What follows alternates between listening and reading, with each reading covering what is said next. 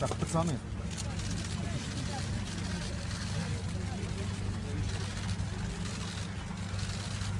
Владимир Владимирович, можете прокомментировать ситуацию, что произошло?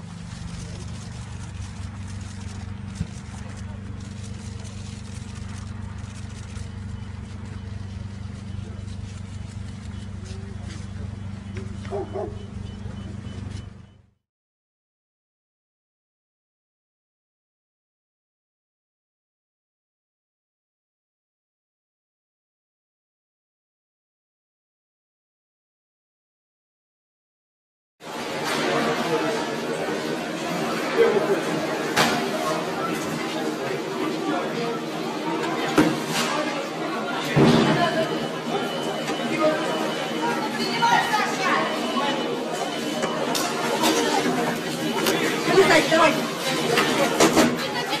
Бей, бей, бей! Давай руку, давай. Давай руку. Руку давай, руку давай!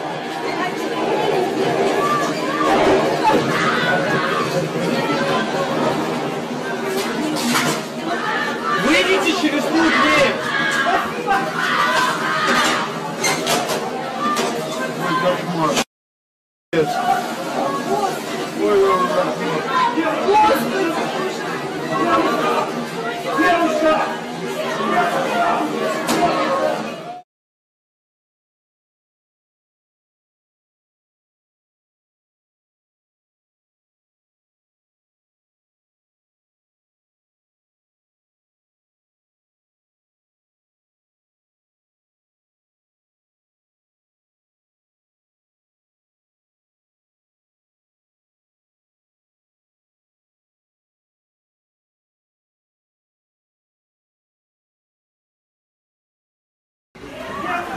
Есть дети! Вызывайте скорую! Скорую вызывайте!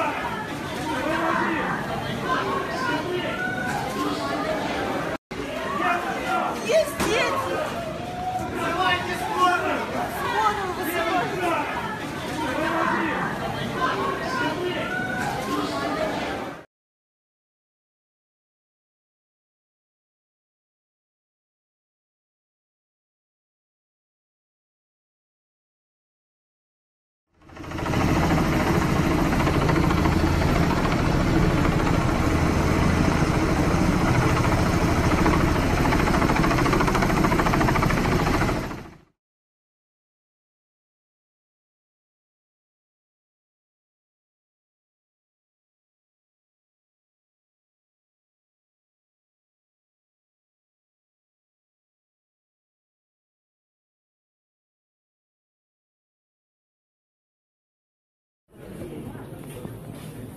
Это типа техноложка горит.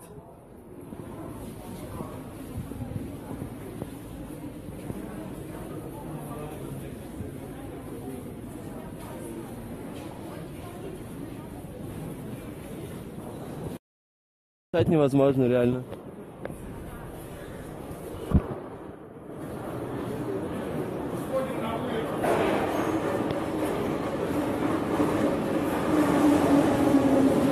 Восстание уже перекрыто.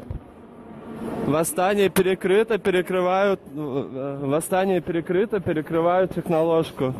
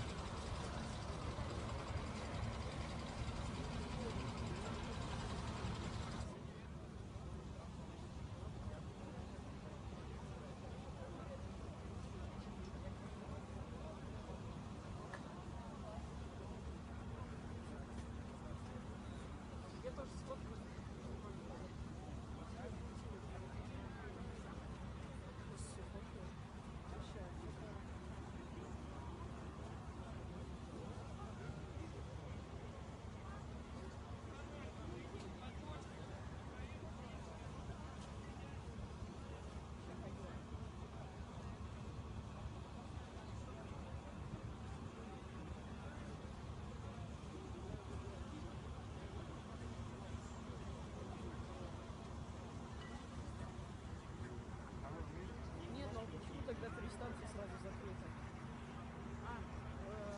Сенная площадь, больше восстания.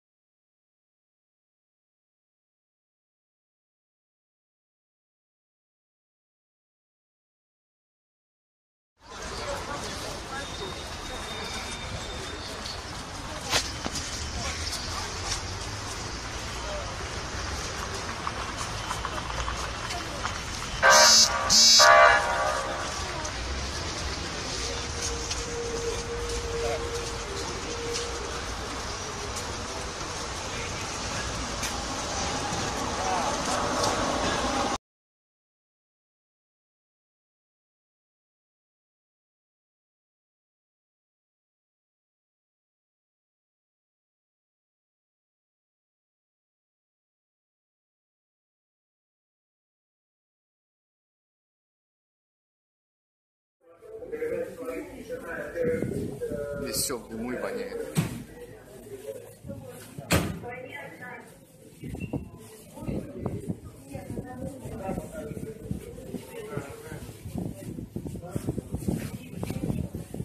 Сейчас станцию эвакуировать будут по-любому.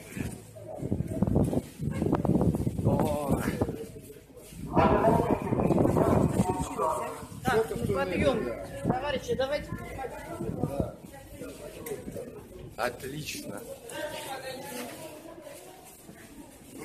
Станцию эвакуируют, в общем.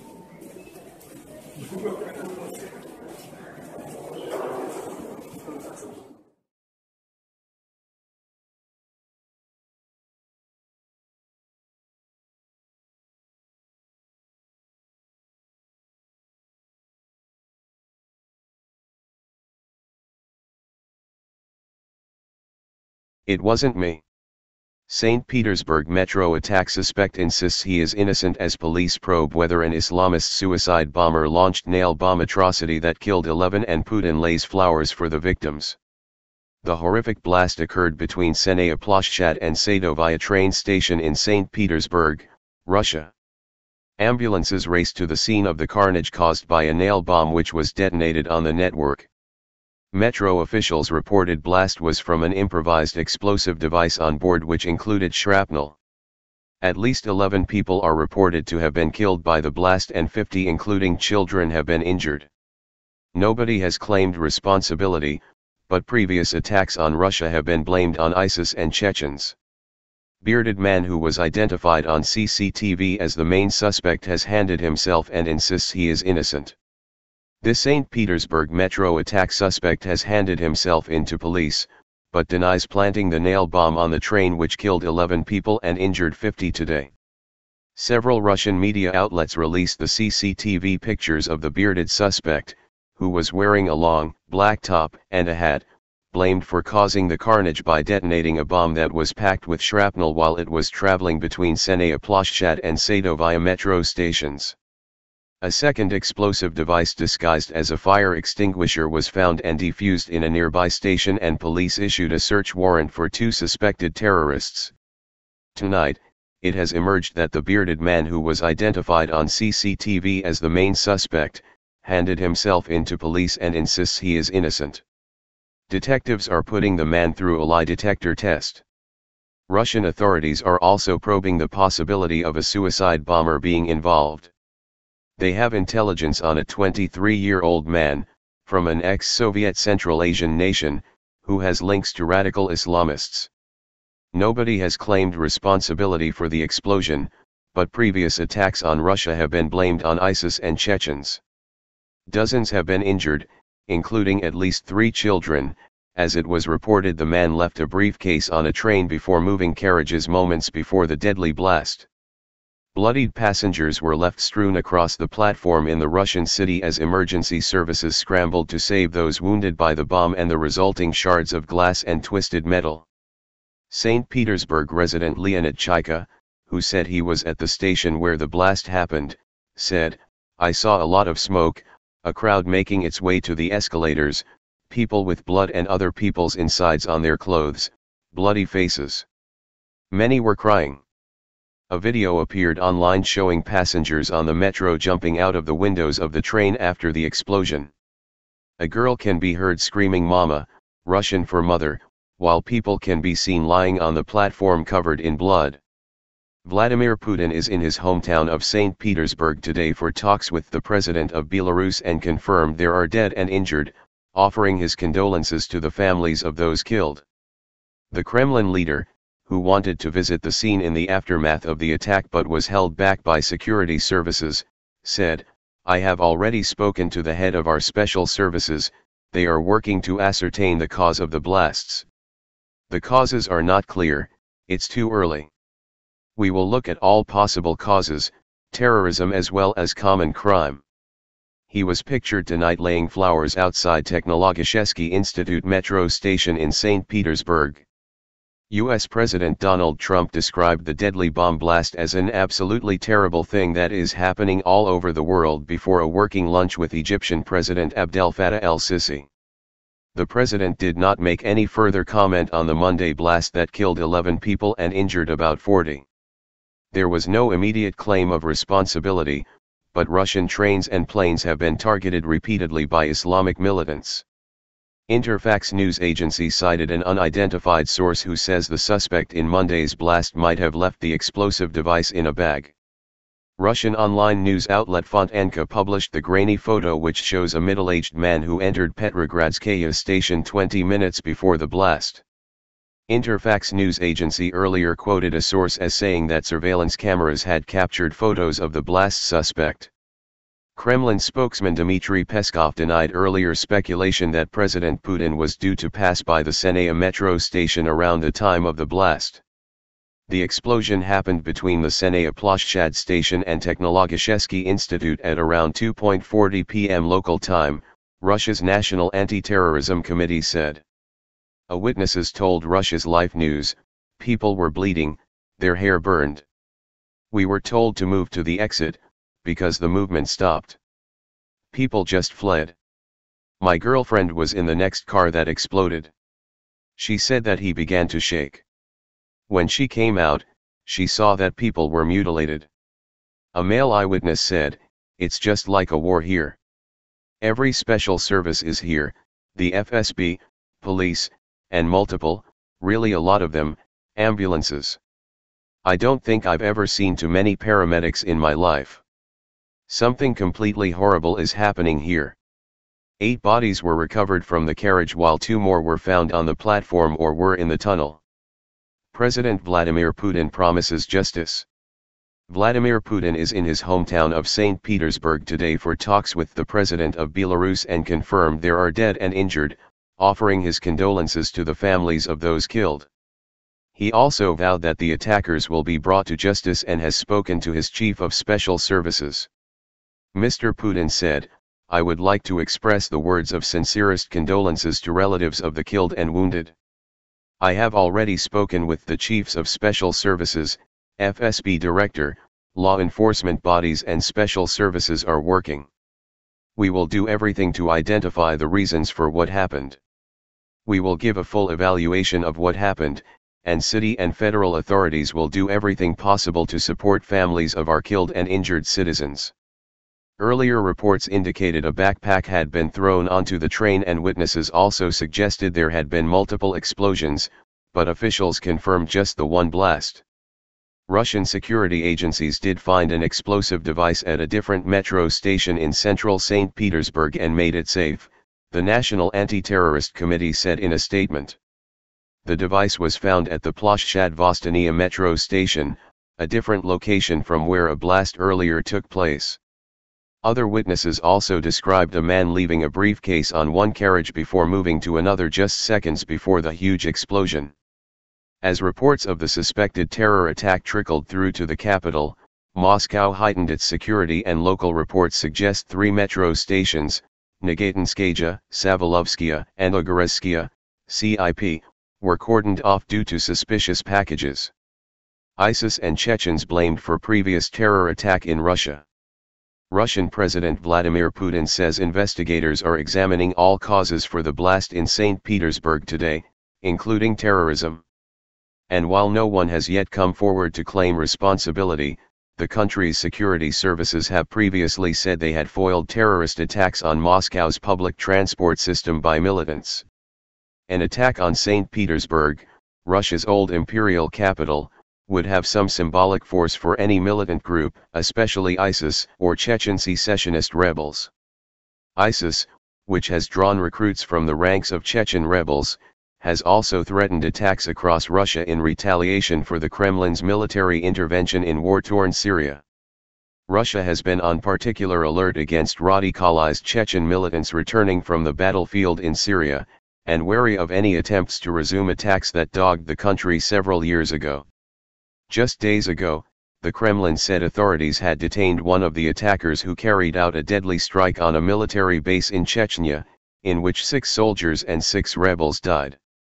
In 2015, ISIS fanatics said they were responsible for bombing a Russian metro jet plane flying from Egypt to St. Petersburg, killing all 217 on board.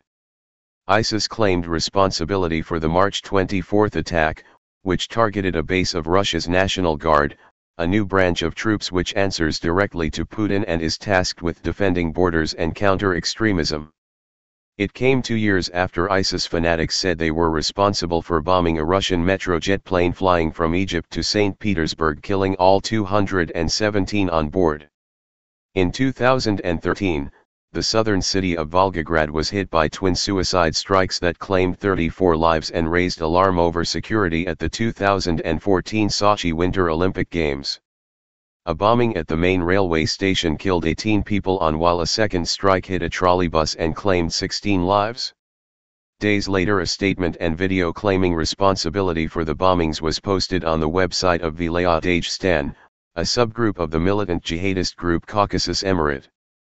A suicide raid on Moscow's Domodedovo airport that was claimed by Islamic insurgents from the North Caucasus killed 37 people in January 2011. That strike was claimed by the Caucasus Emirate movement of Islamist warlord Doku Umarav. The same airport in August 2004 saw Islamic suicide bombers board 2 planes and bring them down, killing a total of 90 people. In March 2010, 2 suicide bombings in the Moscow subway killed 40 people and wounded more than 100 people. Umarav claimed responsibility for that attack by 2 female suicide bombers, warning Russian leaders that the war is coming to their cities. The high-speed Moscow to St. Petersburg train was also bombed on November 27, 2009, in an attack that left 26 dead and some 100 injured. Umarov's group also said he ordered this attack. Over 330 people, half of them children, were killed in 2004 when police stormed a school in Beslan, southern Russia after a hostage-taking by Islamist militants. In 2002, 120 hostages were killed when police stormed a Moscow theater to end another hostage-taking. Chechnya was the scene of 2 separatist wars in the 1990s and early 2000s, but violence in the region has largely been suppressed under the iron-fisted rule of strongman leader Ramzan Kadyrov. Putin, as prime minister, launched a 1999 campaign to crush a separatist government in the Muslim southern region of Chechnya, and as president continued a hard line in suppressing rebellion. The Life News website showed pictures of blown-out train doors and several injured people on the station platform. Metro bosses said there were reports of a blast, from an improvised explosive device, inside a train. The subway's administration says several stations in the northern Russian city have been closed and that an evacuation is underway Monday afternoon. Russian news agencies quoted Kremlin spokesman Dmitry Peskov saying that Russian President Vladimir Putin has been informed about the explosion. Putin is in discussion with the director of the Federal Security Service who is inside the affected subway.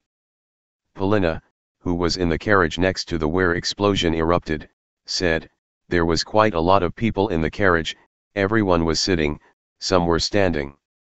The explosion occurred between Chennai and Technological Institute stations. There was a deafening boom, and then a strong odor and smoke. We immediately went to another end of the car. It was very crowded. Everything was happening on the move, the train didn't stop. At Technological Institute everyone got off. We saw that the next car was teared apart, windows were broken, no lights, blood. People were dragged out of it, some were carried, some were walking with support. There was a lot of injured. I don't know if there were dead, we left in about 2 minutes. There were fears a second, unexploded bomb was left on a platform on the network in St. Petersburg, but it transpired to be an abandoned bag. A subway worker who asked not to be named told local press, the second carriage exploded. The explosion was such a force that the flesh burned, people were in scrapes of the flesh, blood everywhere. Another witness said, many people have sandy traces on their faces. It's not clear what bomb it was, no one figured it yet. People are panicking, many are calling their mothers. Anna, who was at the station at the moment of explosion, people were lying down, all black, scary, with a horrible smell of burned flesh. Another eyewitness said, everyone was ready for death in the metro carriage. After the explosion everyone was waiting for the consequences. Then we were taken out, people started helping each other, walking others out, most of them were in blood.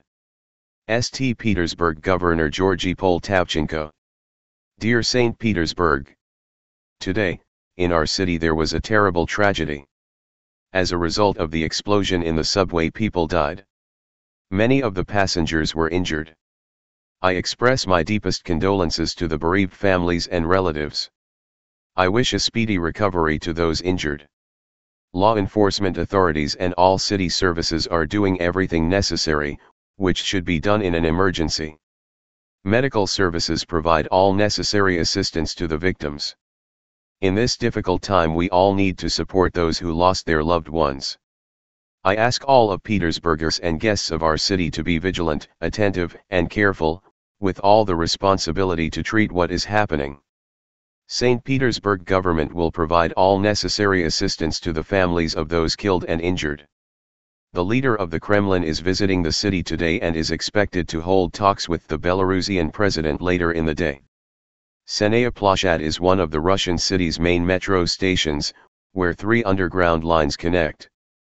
It is beneath the large Senaya shopping center as well as the offices of Gazprom Bank, Russia's third largest bank. The St. Petersburg Metro said in a statement carried by Russian news agencies that it has closed 2 stations, Technological Institute and Senaya Plashad, 2 neighboring stations on 1 line, and is evacuating all passengers. Evacuation of passengers is ongoing, there are people injured, it said. An unidentified object supposedly blew up in a train carriage. Following the reports, the Moscow Metro also announced that it is taking additional security measures as required by law in such situations, according to the network's official Twitter account. Read more, http://www.dailymail.co.uk/news/article-4375518/explosion-metro-st-petersburg.html number sign 9ZZ4-1PFNAS. Follow us, at Mail Online on Twitter, Dale Y Mail on Facebook.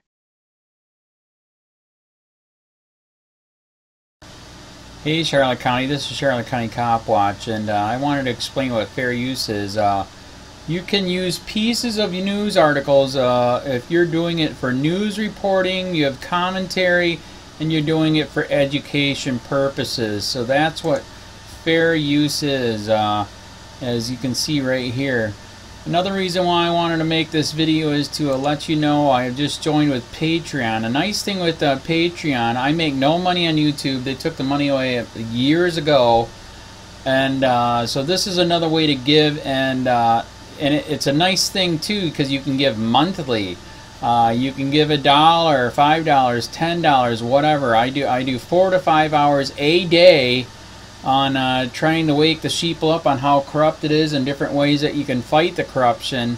So Patreon is a way that you can do it, and then of course the old way is still there. Donate to Sheriff County Cop Watch with PayPal or credit card. So keep that in mind. 4 to 5 hours a day. I make no money, but the corruption happened to me and I'm sick of it, so I'm trying to wake people up. But my wife would love it if if we could get some help out there. There's 47,000 subscribers. Just think if each one of you subscribers just gave let's say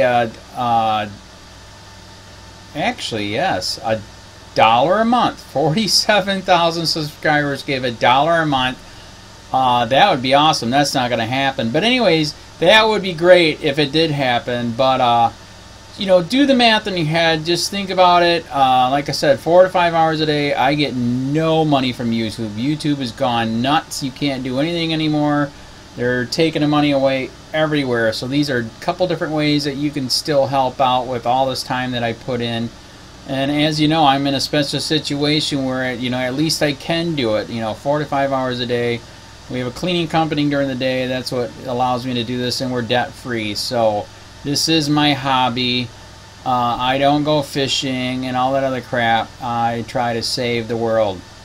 So help me out to make the wife happy, man. In fact, if you guys did give $1 a day, and there was 47,000 of you, and you did it, and each of you gave $1, and that was every month, oh my God, yes, I could quit. I could start suing them. Another idea too that we have is, if I got, some funds, we could actually contact everyone that has been ticketed and or arrested and put in jail and start sending them postcards to let them know we're here, and to see if everything went all right, and if it didn't, find out their story. So we could even do more investigations and more lawsuits. Lawsuits take money.